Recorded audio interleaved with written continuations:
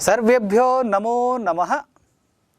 मम नाम डॉक्टर लूनेश कुमार वर्मा, व्याख्याता शासकीय उच्चतर माध्यमिक विद्यालय छछानपरी मध्ये अहम व्याख्याता रूपेण पदस्थोस्मि। प्यारे बच्चों, आज हम अध्ययन करने जा रहे हैं कक्षा 10वीं यक्ष युधिष्ठिर संवादः पाठ का। जैसा कि आप सभी जानते हैं, रामायण और महाभारत ये दोनों उपजीव्य काव्य कहे गए हैं। इन्हें उपजीव्य काव्य क्यों कहा जाता है, इस विषय में आप सभी जानते हैं, क्योंकि ये वे आधार ग्रंथ हैं जिनके आधार पर अनेक कथाएं, अनेक रचनाएं पूरे विश्व में चल रही हैं। तरह तरह की कथाएं, कथा, कहानियाँ, उपकथाओं का संयोजन इन दोनों महाकाव्यों में हुआ है और इस कारण से और इसके आधार पर अनेक ग्रंथों की रचनाएं भी हुई हैं, इसलिए भी इन्हें उपजीव्य काव्य कहा जाता है। तो रामायण और महाभारत से संबंधित तरह तरह की कथाएं, उपकथाएं लोक संसार में, लोक व्यवहार में आज भी प्रचलित हैं। वैसे ही एक कथा प्रचलित है, यक्ष युधिष्ठिर संवाद। आप सभी जानते हैं, जब हम इन कथाओं की बात करते हैं, लोक परंपराओं की बात करते हैं, तो लोक परंपराओं में देव, दैत्य, दानव, राक्षस, यक्ष, गंधर्व, अप्सरा, पिशाच, भूत, प्रेत आदि, इनमें से अधिकतर सूक्ष्म व परारूपधारी होते हैं। अर्थात ये साक्षात दिखाई नहीं देते हैं, लेकिन हाँ, इनके अस्तित्व का अनुभव समय समय पर विभिन्न लोग करते रहे हैं। आज भी कहीं कहीं इनके अस्तित्व का साक्षात्कार कुछ लोगों के द्वारा किए जाने की घटनाएं सामने आती हैं। तो ऐसी ही एक घटना का संबंध महाभारत से है, जिसमें जब पांडवों को 12 वर्ष का वनवास और 1 वर्ष का अज्ञातवास कौरवों के द्वारा दिया गया था, उस समय जब पांडव वन में भटक रहे थे और उन्हें बहुत प्यास लगी, तब उनमें से सबसे छोटा, आप सभी जानते हैं, पांडव जो है 5 भाई, युधिष्ठिर, भीम, अर्जुन, नकुल और सहदेव। तो जब प्यास बहुत जोरों से लगी, तब उनमें से सभी भाई जो है पानी की तलाश में इधर उधर जाते हैं और एक स्थान पर बड़ी बड़ी झाड़ियाँ दिखाई दी, तो ऐसा प्रतीत हुआ मानो वहाँ कोई सरोवर या तालाब है, अर्थात जल स्रोत है। तो वहाँ जल लेने के लिए सहदेव जाता है, लेकिन सहदेव थोड़ी देर बाद भी जब वापस नहीं आता है, तब दूसरा भाई, तीसरा भाई, चौथा भाई, ऐसा करके सभी वहाँ जाते हैं, लेकिन कोई भी वापस नहीं आता। तब युधिष्ठिर स्वयं उस दिशा में जाते हैं जिस दिशा में वो झाड़ियाँ दिखाई दे रही थी, जहाँ सरोवर होने का अनुमान लगाया गया था। वहाँ जाकर वे देखते हैं तो उनके चारों भाई वहाँ अचेतावस्था में पड़े हुए हैं। अब उनको अचेत अवस्था में देखकर युधिष्ठिर कुछ सोचने लगते हैं और तभी उन्हें वहाँ एक यक्ष, जो वहाँ परारूपधारी थे, अर्थात अदृश्य थे, दिखाई नहीं दे रहे थे, उनकी आवाज़ सुनाई युधिष्ठिर के कानों में पड़ी। अर्थात अदृश्य शक्ति की आवाज़ जो है युधिष्ठिर के कानों में पड़ी। तब उस अदृश्य शक्ति की जो आवाज़ थी, जो यहाँ वहाँ घूमकर देखने पर कहीं कोई दिखाई नहीं दे रहा था, लेकिन आवाज़ बराबर आ रही थी। और उन्होंने कहा कि मैं यक्ष हूँ, सबसे पहले तुम मेरे प्रश्नों का उत्तर दो, तब इस सरोवर का जल ग्रहण कर सकते हो। तुमसे पहले ये तुम्हारे भाई यहाँ आए थे, उनसे भी मैंने यही कहा कि पहले मेरे प्रश्नों के उत्तर दो, फिर सरोवर का जल ग्रहण करना, लेकिन वे मेरी बातों पर ध्यान नहीं दिए और जल पीने के लिए आगे बढ़ गए। अंततः वे अचेत हो गए हैं, मूर्छित हो गए हैं और यहाँ ये सामने देख रहे हुए पड़े हुए हैं। यदि तुम भी मेरे प्रश्नों का उत्तर दिए बिना सरोवर का जल पान करने के लिए आगे बढ़ते हो तो तुम्हारी भी यही दशा हो सकती है। युधिष्ठिर सरोवर के जल को देखते हैं, अचेत भाइयों को देखते हैं, फिर उस अदृश्य शक्ति को प्रणाम करते हुए कहते हैं कि आपको जो प्रश्न करना है प्रश्न कीजिए, यथासंभव मैं अपनी बुद्धि अनुसार उत्तर देने का प्रयास करूंगा। तो इस तरह से यक्ष युधिष्ठिर से प्रश्न पूछते हैं और युधिष्ठिर उनका क्रमशः उत्तर देते जाते हैं।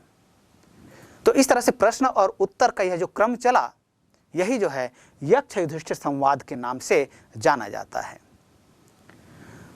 यह जो अंश हमारे सामने है, इसमें यक्ष विभिन्न श्लोकों के माध्यम से युधिष्ठिर से प्रश्न करते हैं और युधिष्ठिर भी उन्हीं की भाषा में उन्हें श्लोक के माध्यम से उत्तर देते हैं। तो उन श्लोकों का संग्रहण इस पाठ में किया गया है। आइए उन श्लोकों को सबसे पहले हम सुनते हैं। यक्ष युधिष्ठिर संवादः। प्रस्तुत अवतरण महाभारत से लिया गया है, जिसके रचयिता महर्षि वेद व्यास जी हैं। महाभारत 1,00,000 श्लोकों में निबद्ध है, अतः इसे शतसाहस्री संहिता भी कहते हैं। एक बार अज्ञातवास के समय घूमते हुए पांडवों को प्यास लगी। तब नकुल जल की तलाश करते हुए एक जलाशय के पास पहुंचे, किंतु यक्ष ने पानी पीने से मना कर दिया। उन्होंने कहा, मेरे प्रश्नों के उत्तर देने के पश्चात ही पानी पी सकते हैं। पिपासा कुल नकुल एवं अन्य भाई बिना उत्तर दिए पानी पिए और मृत्यु को प्राप्त हुए। युधिष्ठिर ने धैर्यपूर्वक यक्ष के प्रश्न का उत्तर दिया। प्रस्तुतांश में यक्ष के प्रश्न और उत्तर युधिष्ठिर के हैं। सभी प्रश्नोत्तर लोकोपयोगी है। आइए श्लोकों को देखते हैं। केनचित् श्रोत्रियो भवति, केनचित् श्रोत्रियो भवति, केनचित् विन्दते महत्, केनाद्वितीयवान् भवति, राजन् केन च बुद्धिमान्। श्रुतेन श्रोत्रियो भवति, तपसा विन्दते महत्, धृत्या द्वितीयवान् भवति, राजन् बुद्धिमान् वृद्ध सेवया। किं स्विद्गुरुतरं भूमे, किं स्विदुच्चतरं च खात्, किं स्विच्छीघ्रतरं वायो, किं स्विद्बहुतरं तृणात्। माता गुरुतरा भूमेः, खादप्युच्चतरः पिता, मनः शीघ्रतरं वाता चिंता, बहुतरी तृणात्। धान्यानामुत्तमं किं स्विद्धनानां, स्यात् किमुत्तमं, लाभानामुत्तमं किं स्यात् सुखानां, स्यात् किमुत्तमं। धन्यानामुत्तमं दाक्ष्यं, धनानामुत्तमं श्रुतं, लाभानामुत्तमं श्रेयः, सुखानां तुष्टिरुत्तमा। केन स्विद्दावृत्तो लोकः, केन स्विन्न प्रकाशते, केन त्यजेत मित्राणि, केन स्वर्गं न गच्छति। अज्ञानेनावृत्तो लोकस्तमसा न प्रकाशते, लोभात् त्यजति मित्राणि, संगात् स्वर्गं न गच्छति। तपः किं लक्षणं प्रोक्तं, कोदमश्च प्रकीर्तितः, क्षमा च का परा प्रोक्ता का च ह्री परिकीर्तिता। तपः स्वधर्मवर्तित्वं मनसो दमनं दमः। क्षमा द्वन्द्वसहिष्णुत्वं ह्रीर्कार्यनिवर्तनम्।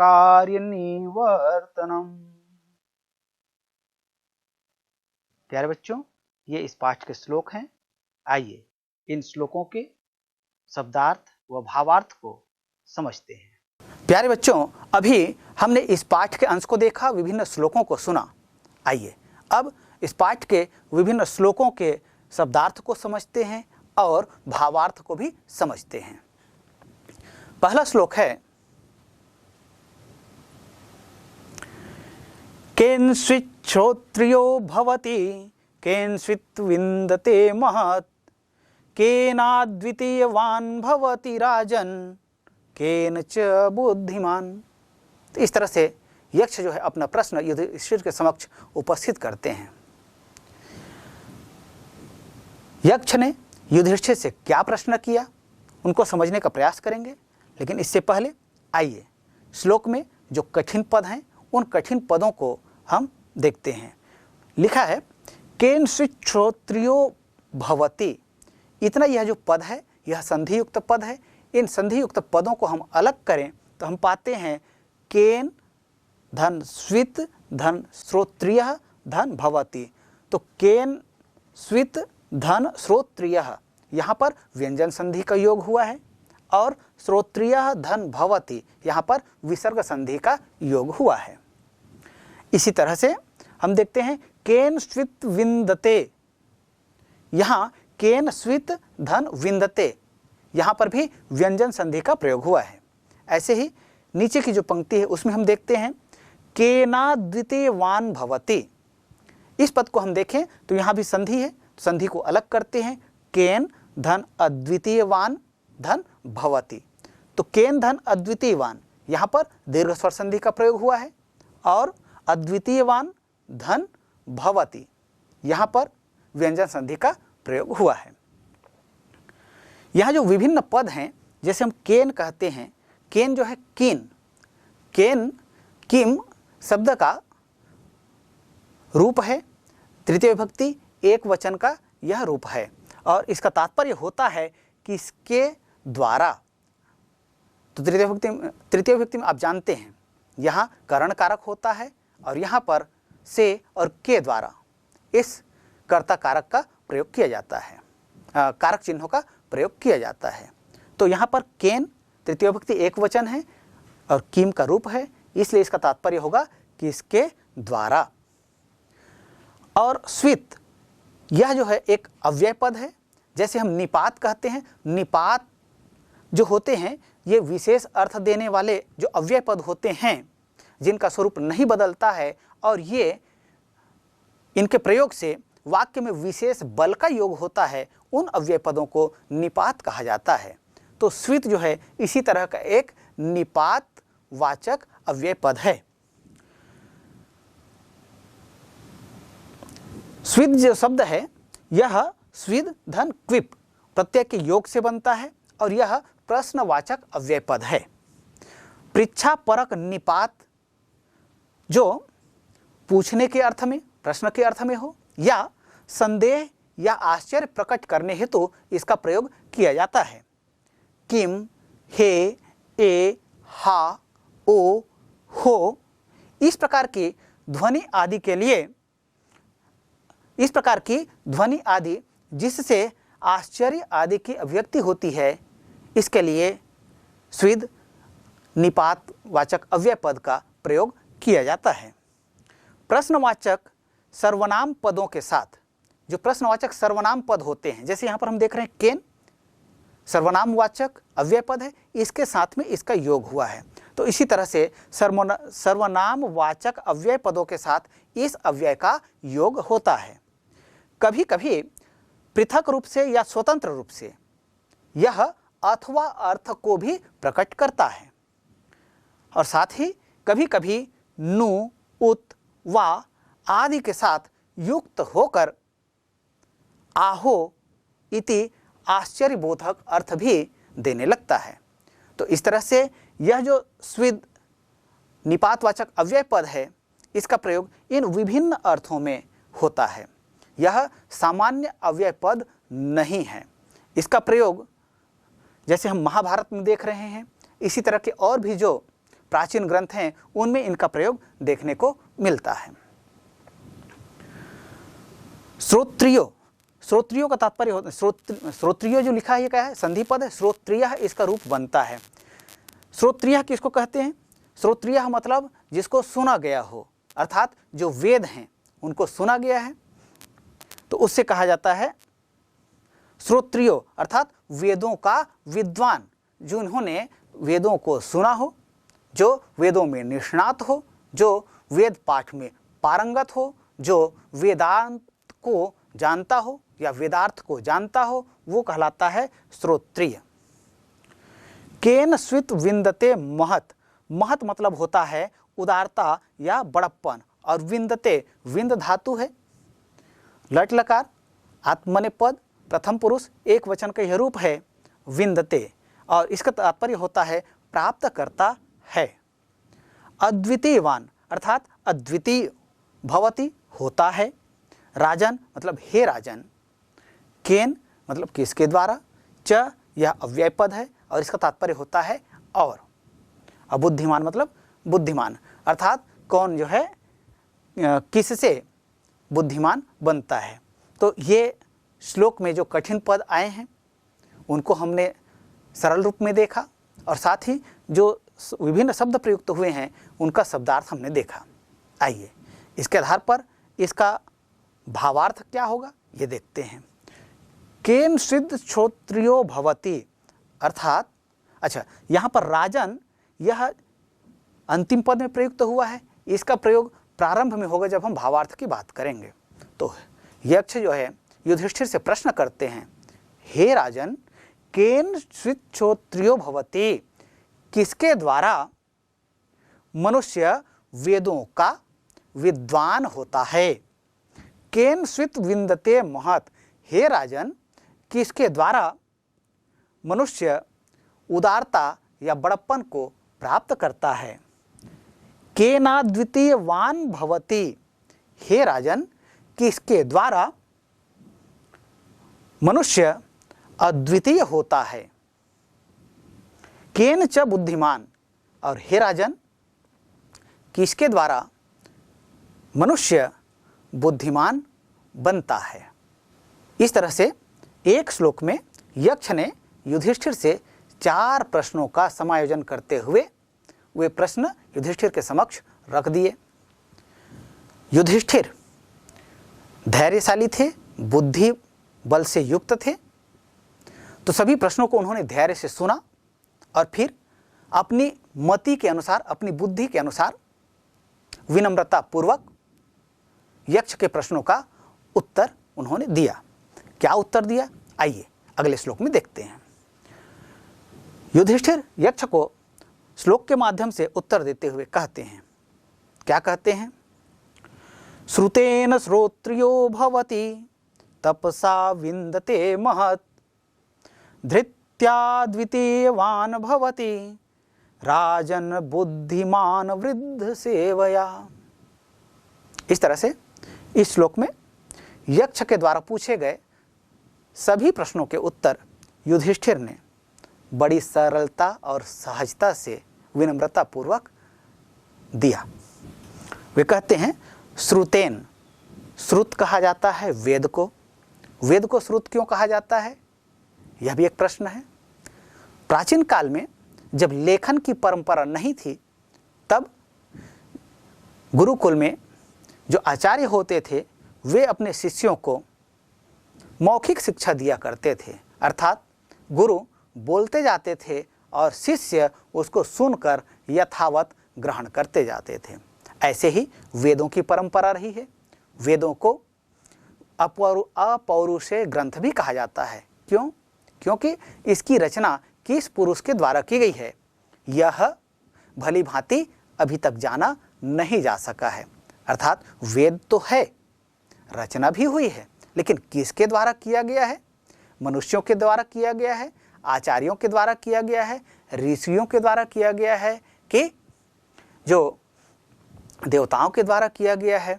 इसके विषय में स्पष्ट रूप से कुछ कहा नहीं जा सकता है। लेकिन हाँ, भारतीय परंपरा में वेदों की रचना तो हुई है, इसलिए चूंकि इसके रचयिता कौन हैं इसका भली भांति ज्ञान नहीं, इसलिए इसको अपौरुषेय ग्रंथ भी कहा जाता है। तो उन वेदों का अध्ययन गुरु के मुख से कहा जाता था, गुरु के द्वारा शिष्यों को बोलकर अध्ययन कराया जाता था और शिष्य उनको सुनकर ग्रहण करते थे। कालांतर में वे शिष्य जब गुरु पद प्राप्त करते थे तो अपने शिष्यों को भी वैसे ही मौखिक परंपरा से या कहें कि श्रुत परंपरा से वेदों का ज्ञान कराते रहे, इसीलिए वेद को श्रुत भी कहा जाता है।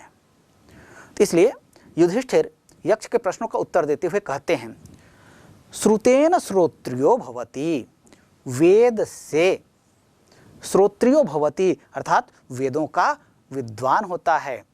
अर्थात सुनने से या कहें कि वेदों को सुनने से या वेदों के ज्ञान से मनुष्य विद्वान होता है।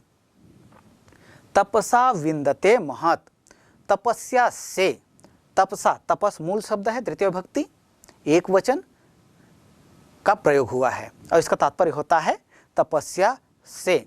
तपसा विंदते महत, तपस्या से मनुष्य उदारता या बड़प्पन को प्राप्त करता है। धृत्या द्वितीयवान भवति, यहाँ पर ये संधि पद है, इसको आप अलग कर लीजिए। अलग कैसे करेंगे? धृत्या धन अद्वितीयवान धन भवति, धृत्या धन अद्वितीयवान, यहाँ पर दीर्घ स्वर संधि का प्रयोग हुआ है और इसी तरह से अद्वितीयवान धन भवति, यहाँ पर व्यंजन संधि का प्रयोग हुआ है। धृत्या का मतलब होता है धैर्य से, धृति मूल शब्द है, तृतीय विभक्ति एक वचन का प्रयोग हुआ है और इसका तात्पर्य हुआ धैर्य से। तो धृत्या अद्वितीयवान भवति, धैर्य से व्यक्ति अद्वितीय होता है एवं बुद्धिमान वृद्ध सेवया, वृद्ध सेवया वृद्धों की सेवा से, वृद्धानाम सेवया इति वृद्ध सेवया, यहाँ षष्ठी तत्पुरुष समास का प्रयोग हुआ है। तो वृद्धों की सेवा करने से बुद्धिमान व्यक्ति बुद्धिमान होता है। तो इस तरह से राजन, तो जिस तरह से राजन का संबोधन यक्ष ने युधिष्ठिर के लिए किया, उसी तरह से युधिष्ठिर जब यक्ष को अपना उत्तर देते हुए कहते हैं तब वो कहते हैं, चतुर्थ पंक्ति में हमको दिख रहा है राजन, तो हे राजन अर्थात हे महात्मन, आप जो भी हैं, आपके जो प्रश्न हैं उनके उत्तर मैं दे रहा हूं। तो कहते हैं हे राजन, मनुष्य वेद ज्ञान से वेदों का विद्वान होता है, तपस्या से उदारता या बड़प्पन को प्राप्त करता है, धैर्य से वह अद्वितीय होता है और वृद्धों की सेवा करने से मनुष्य बुद्धिमान बनता है। इस तरह से यक्ष के द्वारा किए गए सभी प्रश्नों के संतोषजनक उत्तर युधिष्ठिर ने दिया।